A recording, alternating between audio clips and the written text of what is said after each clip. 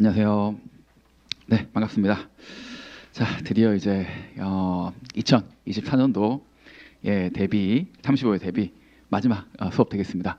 자, 지금 기본 강의 커리큘럼에서 이제 특강 시리즈 있었고요. 그 특강 시리즈 마지막 회차 이제 현업 이슈 감정평가 정리하도록 하겠습니다. 이제 시험 이제 10일 남았는데 정리는 다들 잘 되고 계신지. 저번 주 토요일에 제가 스터디로 마지막 이제 총정리 요약해드렸고요. 그때 정리해드린 내용 가지고 이제 여러분들께서 이제 마지막 문제를 이제 풀어내시면 되겠죠. 그래서 이제 기본적인 문제도 찍어드렸고, 그 다음에 이제 특별하게 이제 어려운 문제 중에서도 꼭 풀어야 될 문제들을 다 이제 선별해 드렸습니다. 그래서 그런 문제들을 풀어 나가시면서 여러분들께서 이제 시험 준비를 마지막으로 하시면 되는데, 이제 오늘 제가 해드릴 거는 여러분들한테 이제 어떤 시각을 만들어 드리는 그런 이제 내용이죠.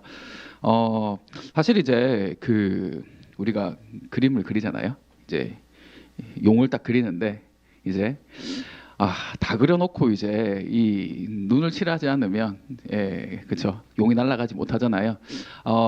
저도 이제 예전에 시험을 치고 매년 이제 시험 문제를 만나고 그 다음에 이제 그 시험 문제를 분석을 하면서 느끼는 건데, 참 현업을 알면 훨씬 더 쉬운데 이게 수험 공부를 한 입장에서는 당연히 현업을 알 수가 없죠. 알 수 없고, 그리고 이제 두 번째는 뭐냐면 이제 풀이 자체, 숫자 자체에 너무 이제 집중을 많이 하다 보니까 큰 그림을 혹은 그 배경을 보지 못하고 접근을 하게 되는 경우에는 이게 단순하게 그냥 정말 그 껍데기만 그리다가 나오는 느낌이란 말이죠. 물론 합격생 200명, 뭐 올해는 이제 190명인데 200명, 210명, 뭐 저희 많을 때는 한 220명도 있었거든요. 그래서 대부분의 분들이 200분 중에 아마 195분 정도는 다 그렇게 합격을 하세요. 원래 합격을 하시거든요. 그런데 제가 이제 이 특강실을 쭉 준비하면서 마지막 회차를 이걸로 만들 이유는 뭐냐면 그 5분을 이제 5분 그렇게 합격을 하는데 우리 같이 공부하는 우리 이제 우리 프라임 수험생 분들은 그 5분 안에 꼭 들었으면 하는 이제 그런 마음이 많이 들었어요. 그래서 그 5분이 아니라 우리는 이제 뭐 100명, 200명이 되는 거니까 그 안에서 이제 꼭 이런 시각을 가지고 편하게 문제를 바라보면서 이게 왜 나왔는지라고 생각을 하게 된다 그러면 훨씬 쉽거든요, 문제가요. 특히 그거는 어떻게 보면 실무도 실무인데 이론이 훨씬 쉬워요. 이론 정말 쉽거든요.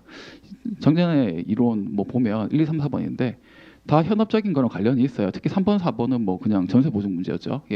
그런 시각을 가지고 문제를 풀어서 마지막에 눈을 제대로 그려서 다 날아가셨으면 좋겠다라는 이제 생각합니다. 근데 날아오시더라도요, 먼 데는 안 가요. 저희 업계거든요. 이제 저희 업계 이제 어떻게 보면 막내로서 시작을 하시는 건데 꼭 그렇게 되시길 바랍니다. 자, 그리고 오늘 좀 서운하실 수가 있는데요. 자료가 없어요. 왜냐하면 좀 민감한 내용들이 많거든요. 물론 이제 저는 제가 강의를 하려고 간단하게 뭘 만들어 왔는데, 솔직히 저도 요거를 만들면서 일부러 복잡하게 많이 안 썼어요. 혹시라도 이제 누가 보실까봐. 진짜 오늘 뭐 여러분들 이제 기대하고 있는 내용들이 많잖아요. 특히는 뭐 PF라든가 전세 보증이라든가 이런 내용들은 이제 지금 감정평가사 징계와 사고와 연결되는 부분이기 때문에 제가 함부로 여러분들한테 어떤 자료를 만들어서 그게 배포되도록 할 수는 없는 부분이고요. 그래서 제가 오늘 이제 판서로 간단하게 말씀드릴 거고, 우선 내용 자체는 이제 첫 번째, 이 평가가 어떤 평가인지 설명을 드릴 거예요. 우리가 무슨 뭐 담보, 경매 뭐 이런 얘기를 하는 게 아니에요. PF 담보 평가는 뭔지부터 알아야, 그래서 이제 이런 이제 문제점이 발생을 했고, 그래서 이제 문제로 나올 때는 이런 시각에서 나온다라는 걸 설명이 가능한 거니까요. 그래서 이제 그렇게 세 개로 설명드릴 텐데, 특히 요 두 번째와 세 번째 부분에 있어 가지고는 지금 평가사분들 중에서도 개인적으로 사고와 얽혀서 고통을 받는 분들이 많습니다. 그래서 그런 부분 때문에 제가 함부로 여러분들한테 자료를 드릴 수가 없어 가지고요. 좀 오늘 아쉽지만 제가 말로 설명과 그 다음에 이제 판서로만 좀 이제 준비해 드릴 거고요. 여러분들께서는 좀 편하게 들으시면 좋을 것 같아요. 뭐 이게 필기를 하는 것도 좋겠지만 그냥 이해를 해버리면 그냥 내게 돼버리거든요. 그렇게 해서 좀 잘 이제 가져가시기 바라겠습니다. 무거운 주제가 좀 많다 보니까 뭐부터 해야 될지 이제 좀 이제 약간 애매하긴 한데요. 우선 이제 여러분들한테 이런 정도 안내 말씀드렸으니까 지금부터 시작하도록 하겠습니다. 우선 가볍게 상속세, 증여세 평가부터 할게요. 뭐 문제를 만나시면 그냥 뭐 평가, 뭐 그냥 아파트 평가하고 뭐 토지 건물 평가하고 뭐 그게 끝이 나는 건데요. 자, 우선 첫 번째, 요거 하나 적어야겠네. 네.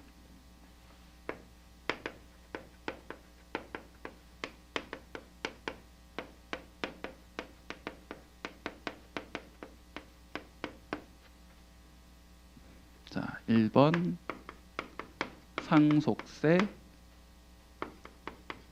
증여세 평가. 자, 이견은 뭐냐라는 건데요. 전 평가를 왜 하는지부터 말씀드릴게요. 우선 이제 부모님이 돌아가시거나 아니면 이제 내가 증여를 하고 싶어요. 증여를 받거나 할 때 세금 내야 되겠죠. 그래서 이제 상속세나 증여세 내는데 그 상속 증여세는 기본적으로 이제 그 요율이 정해져 있는데 우선 기본적인 과세 표준은요. 과세 표준은 뭐 토지는 기별공시지가 같은 이제 공시 가격들이에요. 그래서 그 공시 가격으로 이제 세금을 내는데 이제 과거 같은 경우는 보통 이게 많았어요. 특히 이제 그 시장이 이제 상승을 할 때는요. 상승을 할 때는 이게 두 가지 방향인데요.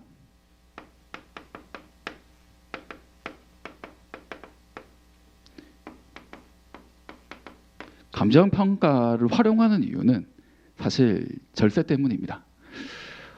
우선은 공시가격 자체가 시세에 미달하잖아요. 공시가격으로 신고를 하면 과세 표준이 작다 보니까 세금을 그냥 따로 적게 내죠. 적게 내는데 그런 건 있어요. 내가 아파트를 부모님한테 상속 받았는데 10억짜리예요. 근데 공시가격이 5억이란 말이죠. 그럼 지금 5억으로 만약에 신고를 합니다. 근데 내가 내년에 이제 1년이 지나서 팔고 싶어요. 근데 그 사이에 12억이 됐단 말이죠. 너무 기분이 좋죠. 근데 잘 보시면 5억에 상속 받았는데 내가 12억에 팔면요. 이 양도 차익이 7억이 발생하죠. 그럼 7억분의 세금을 내야 되는 거예요. 그러니까 시장이 쭉 이제 오르는 상황에서는요. 공시가격인 5억으로 신고하지 않고 현재 시세인 10억으로 신고하는 거죠. 대신 10억으로 신고하기 위해서는 감정평가 비용을 내야 되는데 얼마 안 해요. 한 10억이면 한 100만 원 정도밖에 안 되거든요. 예. 그래서 양도소득세를 절세하기 위한 이제 평가가 요거는 이제 어떻게 보면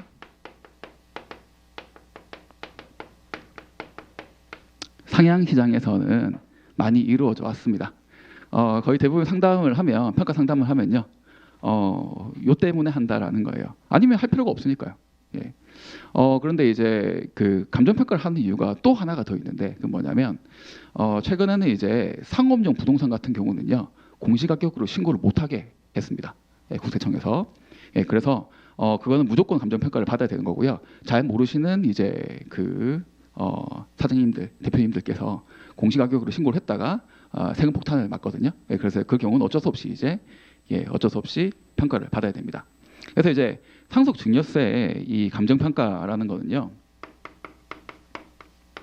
이렇게 이루어져 왔었는데 보통 왔었는데 지금은 시장이 안 좋잖아요.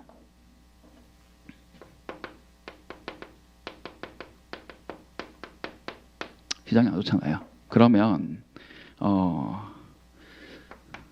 그 상속세나 증여세